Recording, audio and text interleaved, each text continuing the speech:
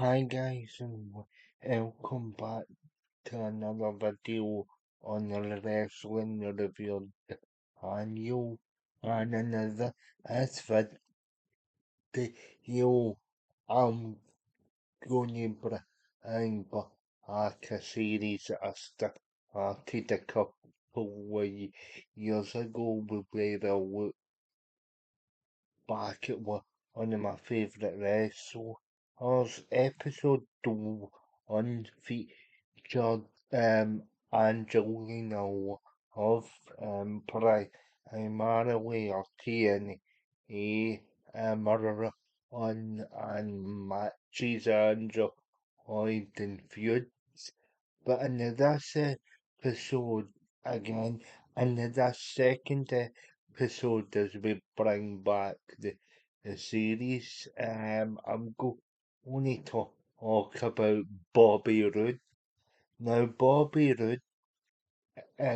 um, Bobby Roode, he worked from 2011 to 24 was some of the best um, stuff in professional wrestling during that time period. The journey to get there was exceptional, be it be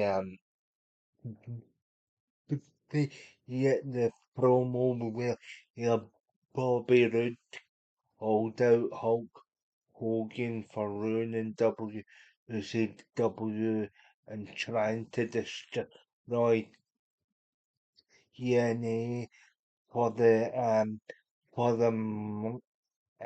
the tag match that Beerma only had to if Matt Hardy and a old character as Harris sacrifice to entail Evans who has unstoppable um rise during the bound for Glory series ultimately led to Red um and to Red losing to cut Angle bound for Glory to entail Evan. This is what prompted the heel turn a couple of weeks away, or a couple of weeks later at the making Georgia TNA Impact happens of that year. He would ultimately cheat to win against long time Beerma on a tag team partner James Storm. It hit James Storm with a face signature beer bottle. A move that Storm had done uncountless times during their on his beer money. But yeah, that's what I got to the heel. He would then go on to beat some of the biggest names in the company. He's history such as AJ Styles, Jeff Hardy, Ken Anderson. He'd end up beating Bill Ray a couple of times. He, he'd essentially beat everybody in the roster, or you can think of. He even beat Sting um, at Victory Road 2012 through the match with James Storm that walked down 2012 was a classic. Ultimately, James Storm that looked as though he was going to walk away with the title, but he ended up super kicking Bobby Roode out the steel cage war, and Bobby Roode retains. Um, but I need you. He would come up to him if he is to retain title. Will be the your unexploited loopholes. Um, he also spat in the face of TNA President Dixie Carter in one of the biggest heel promos ever in the history of that company. Um, he would all um, he would ultimately lose the title at the Destination X 2012 and one of the best matches think I've ever seen in terms of near falls and pins being exchanged. He'd ultimately lose that to a man who will get his own episode in this series in the future. Austin Aries, and no matter what you think of Austin Aries as a human being, you have to admire the guy's work. And here for both men, here for both men, and was an exceptional match. Um, Aries actually got the opportunity by suggesting to Hogan that whoever the X Division champion is at this time of year every year gets a chance to cash in the X Division championship for a shot at the um, for a shot at the World Heavyweight Championship. This given the X Division Championship a lot more importance, um, as it should be, because the X Division Championship is the championship that built that entire company. Even in the NWA TNA Asheville Fairground is the X Division was was the bricks and mortar of that division. Ultimately Bobby Roode, though, after losing the title to Aries, never missed a beat. He would um he would continue to feud with uh, um Aries and Hardy for a bit. Of course we'll skip the bit where Aries Aries loses the title at BFG 2012, but yeah. Ultimately, as well, on that same pay-per-view, James Storm would get his revenge after a full year of being screwed by Bobby Roode. James Storm as well will get his own um episode of this series. You can tell that I'm a fan of this time period, as I've said many times in the channel. But Rude would continue to feud with Storm and Airy. He's for a bit. They'd even have a non-televised the arc match triple threat at Bury Head Arena. I was at that show. That was during the road to lockdown. Well, yeah, every match had a steel cage on it, but this was a standard Charaposa, Charaposa, and it was here I discovered my hatred to Hulk Hogan because he was a no show at the show at Bury Head Arena and like a lot of the big stars actually still showed up, but like Hogan just didn't actually set didn't actually set it up so he could actually appear on this show. He appeared in all the other shows in that tour in 2015. It just it just sort of um it just sort of fucks me off that it didn't appear. Um and eventually him and Aries would team up to form the heels as a result of them both feeling a bit overlooked.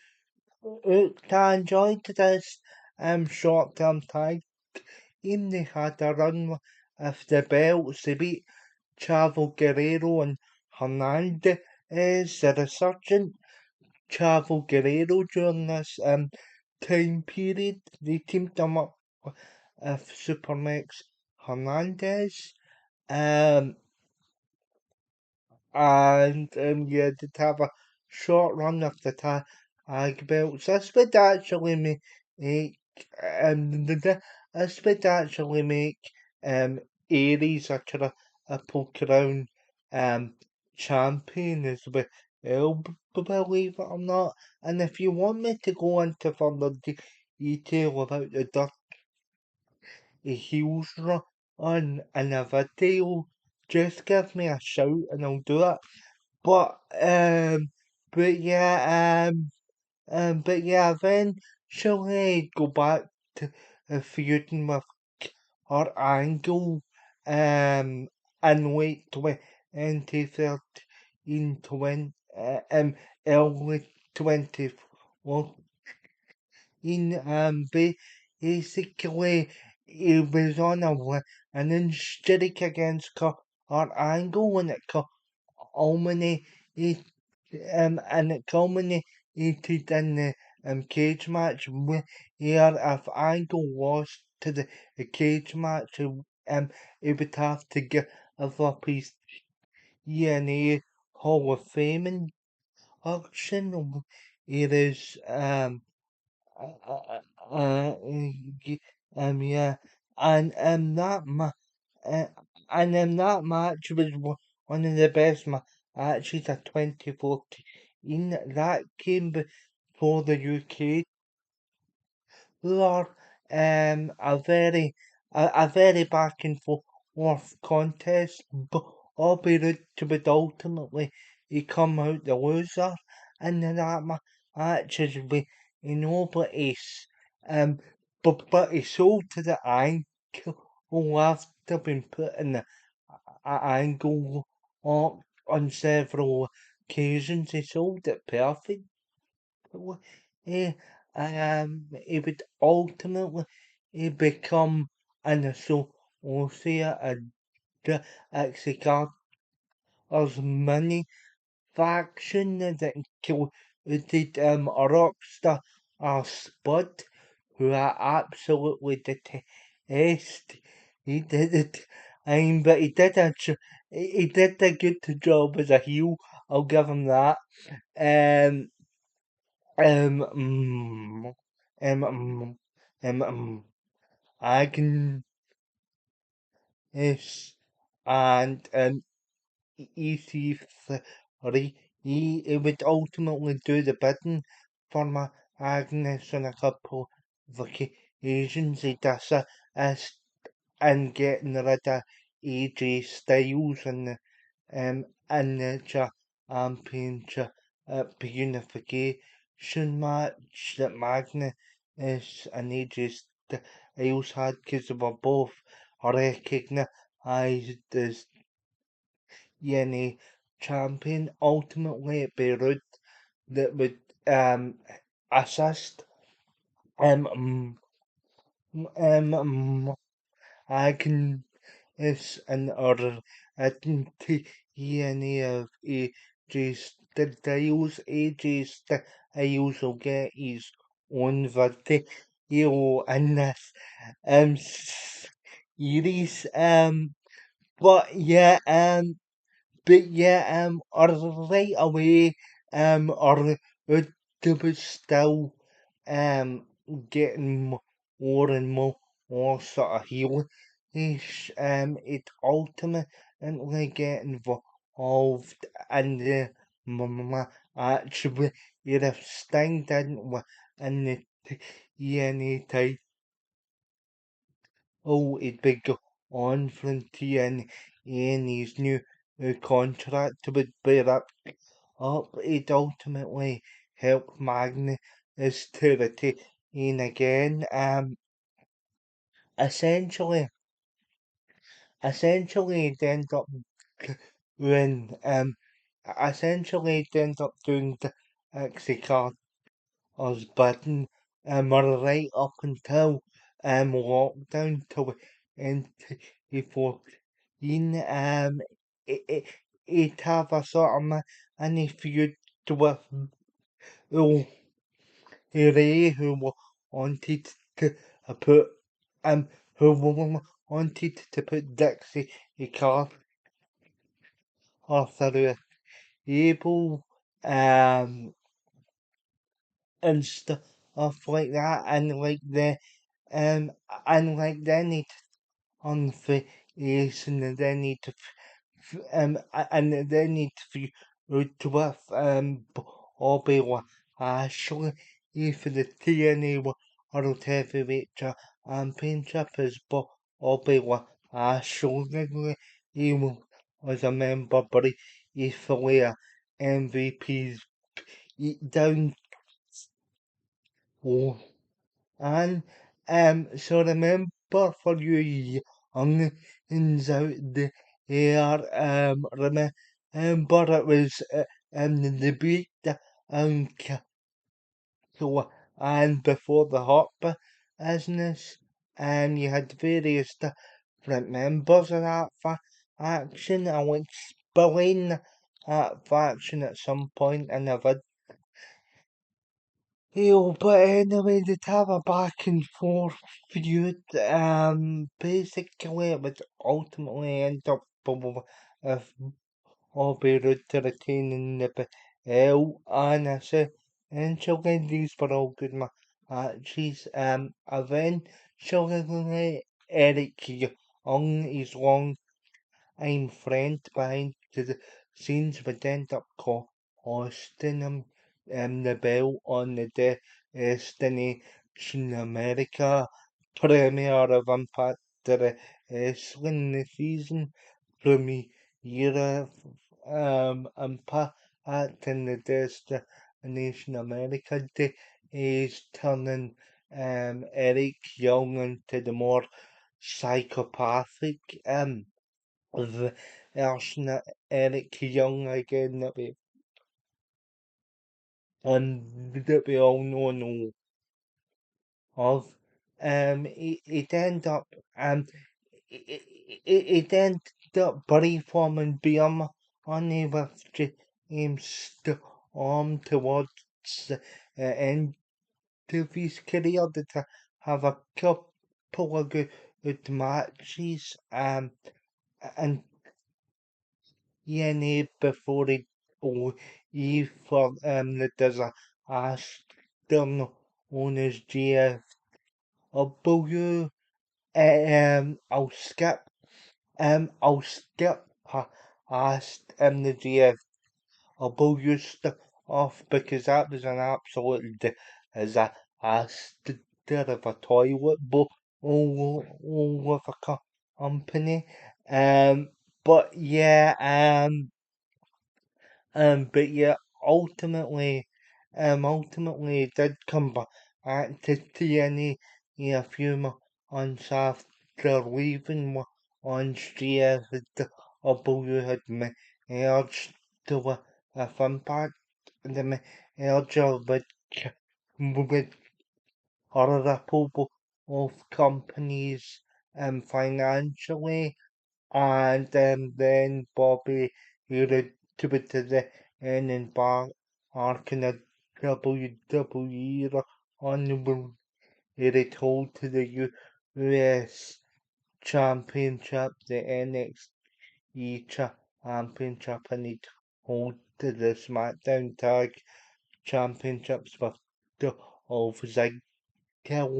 Or at that point, his career sort of fizzled out, and he wasn't the Bobby Roode to the hour of and he's days, but this is a guy that was here during the Team Canada days back in the NWA days with Scott Moore, etc. On countless tag championships. I think he was the X Division champion and the Team Canada days. I only really started to watching in the 20 ends, but a meeting of a him and James Storm um him and James Storm grabbed my attention. Like he has had some great matches against our Angle James Storm. It's for you to probably what surely he was excellent in the Destination X match with Aries for the title. Had me on the edge of my seat. At lockdown 2012, though, I was firmly in James Storm's on or as you know, I'm a big James Horn fan, and that's the document Sean actually Sean from the alcohol actually knows a bit about my history with James Orm. I've spoke about that. I've spoke about that lots with Sean on the channel. But yeah, but overall he was one of the most technically sound or and one of the best heels I've ever seen. Um, in the professional wrestling industry at that point, like he was basically the villain of my teenage years, because I was into James Storm. I was still into Jeff Hardy, yeah, at that point, and I was into the thing as also, like for him to just pull out those guys or moved he had this keeping the company, and yeah, and yeah, his hero and will go down as one of the best things I've ever watched. I was an avid viewer back in the day on Challenge TV. You used to get the pay-per-views for or Ian Challenge TV, and and then yeah, I enjoyed the time period that Ian and so I've got favorite TNA event Roger Arms, and I've seen Bobby Roode already, so I've, as I've said, and he has that good. I kind of wish he was able to expand on some of his DNA stuff in WWE. It was a damn shame that Bobby Roode couldn't have the opportunity to replicate some of that stuff in WWE